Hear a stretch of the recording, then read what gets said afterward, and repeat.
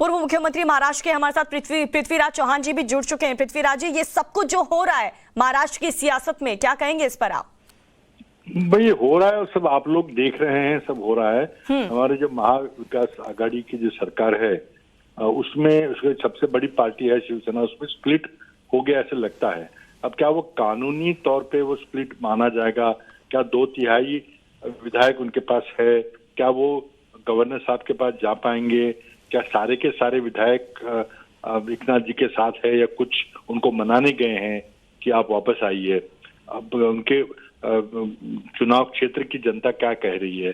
ये सब बातें देख के अगला कदम तो जो होगा वो गवर्नर हाउस में होगा, क्योंकि देखिए पार्टी के स्प्लिट के लिए कोई प्रेसिडेंट ज्यादा नहीं है जी।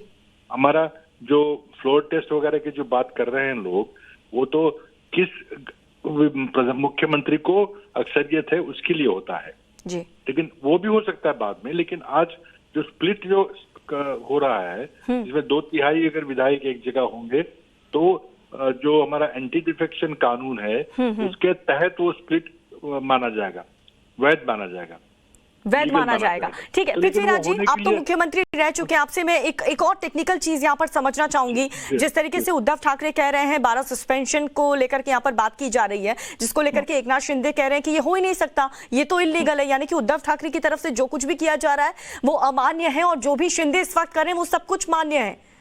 नहीं देखिए, अब अल्टीमेटली स्पीकर साहब और गवर्नर साहब ही इन चीजों का फैसला करेंगे जी। अब स्पीकर साहब जो है वो एनसीपी के विधायक रह चुके हैं, डिप्टी स्पीकर साहब है, कोई स्पीकर है नहीं 1.5 साल से, और गवर्नर साहब तो आप जानते हैं कोश्यारी जी गवर्नर है, तो कुछ बातें तो गवर्नर जी के पास जाएंगे, कुछ स्पीकर के पास जाएंगे। तो इसका कोई ज्यादा प्रेसिडेंस नहीं है कि किसी पार्टी को निकाल दिया।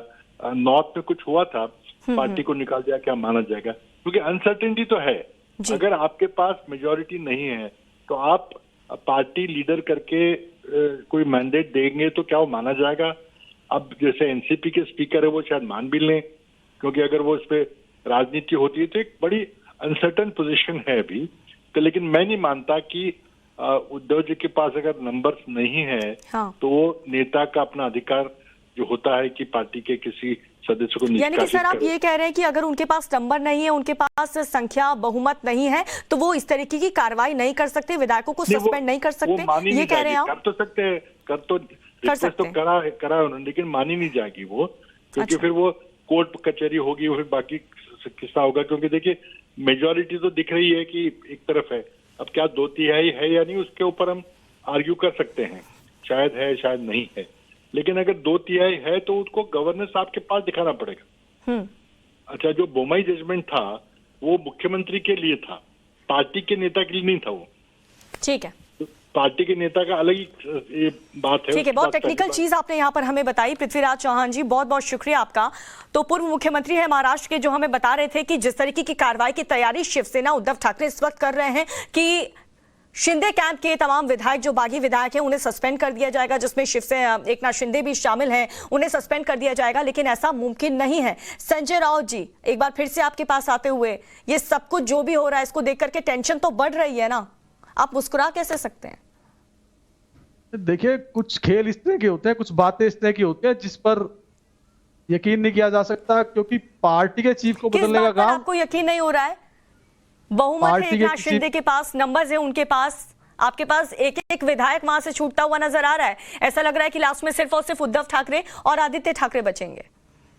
तो गुवाहाटी क्या कोई विधानसभा, वहां कोई फ्लोर टेस्ट है?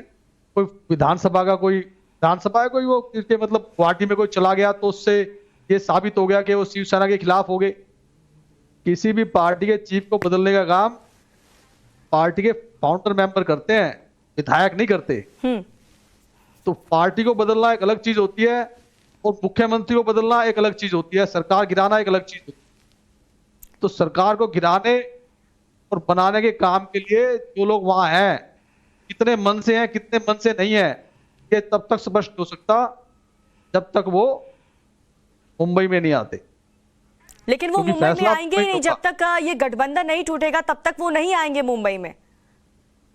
गठबंधन की बात जो उनकी मांग है वो एक जायज मांग हो सकती है। इस मांग को हमारी पार्टी में समय समय पर उठाया जाता रहा है। देखिए, इस मांग को समय समय पर उठाया है हमारी पार्टी के ज्यादातर नेता। ये चाहते हैं कि एनसीपी और कांग्रेस के गठबंधन से बाहर आ जाए, क्योंकि चार धारा की जो बात, सबसे पहले इस बात को ओवैसी ने कहा, जो हमारे सबसे पहले मुख्यमंत्री थे, तो इस ठीक है। बात